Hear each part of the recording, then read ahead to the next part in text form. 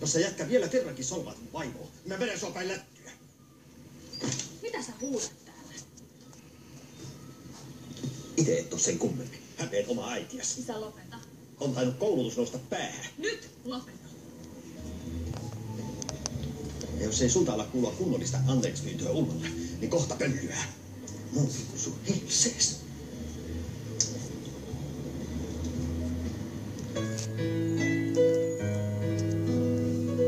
Tommi on mun ystävä. Anna Kiltti, sä oot terveydenhuollon ammattilainen. Puhuttele aktivistille järkeä. No en mä nyt oikein tiedä, onko tässä joku poliittinen keskustelu? No on.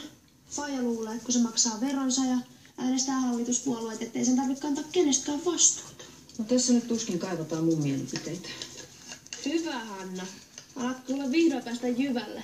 Eihän sun tehtävä tässä perheessä on muu kuin huolehtia meidän miesten ruumiillisesta hyvinvoinnista. Kuule, pidä sinä pois pilattu kakara, kerrankin se pääsi kiinni. Anteeksi. Mä tarkoitan vaan sitä, että sä oot huomioon kipeä lapsi, joka käyttää itsekorostukseen kuule syöpäsairaita, nälkää näkeviä, ihan ketä tahansa, jolla menee huonosti. Tommi on nyt siellä laitoksessa ja sinne sä sen unohdat ja viikon päästä sä vaahtoot jostain ihan muusta.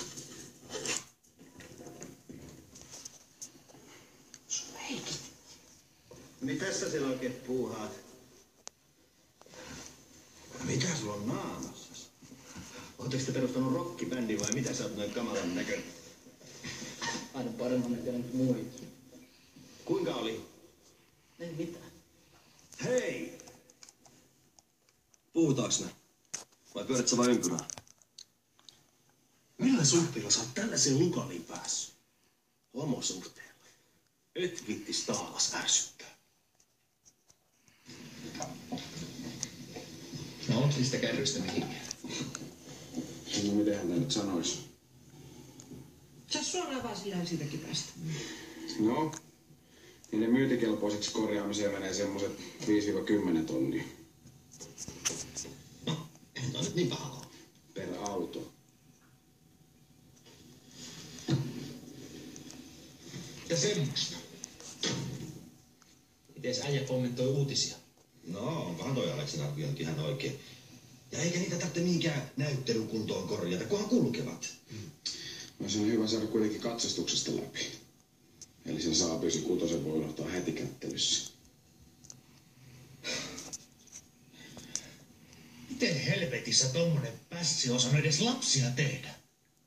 Tässä alkaa nimittäin kovasti jo ihmetellä omakin olemassaoloa. Nyt alkaa olla pikkasen liian myöhäistä kääntyä mua vastaan. Sitä paitsi. Säkin olet pulassa, jos venyt jäädään kiinni. No mitä me sitten tehdään? Ala pakata. Me lähdetään tästä maasta Severin kanssa. Ja tällä kertaa sä et laita yhtäkään kapulaa meidän rattaisiin. Mitä? Onko selvä?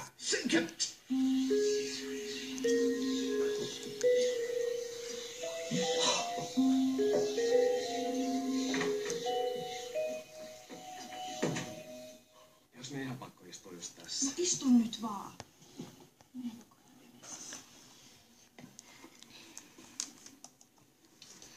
Parpikeksi iltaisia häipyä tyttöystäväs kanssa. Eiku ehkä meidän kuitenkin tää. Jos sulle pitää selittää, mitä tässä tapahtuu. Tää on kuitenkin englanniksi.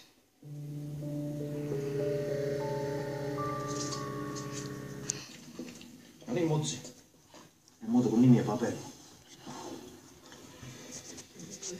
Kari kulta, voitaisko mennä keittiöön vähän puhumaan? No mitäs puhumista tässä vielä? Lue nyt noin vaan rauhassa. Mä oon hirveän pahoillani, mutta kun mä taisin lupailla sulla niitä rahoja vähän turhan äkkiä. Mitä? Isäskin on koko ikänsä haaveillut antiikkikaupasta. Eikö sillekin luvata? Että Sepon romut on tärkeämpiä kuin poikas tulevaisuus. Mistä tässä nyt oikein on kysymys? Kari olisi tarvinnut rahoja klubin ostoa varten. No mutta eihän teiltä heru penniäkään. Tää on nyt ihan kokonaan minun vika.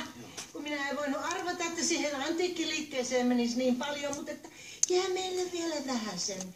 Että jos vaikka baarijakkarat tai... No mitä helvettiä mä teen baarijatkara, jos mulla ei baaria mihin niitä laittaa? Älä sinä huuda äidilles! Luuletko sinä, että Ulle ja minä ollaan jotain saatu ilmaisiksi? Me kunnon töihin ja pidä sinä vaan turpas kiinni.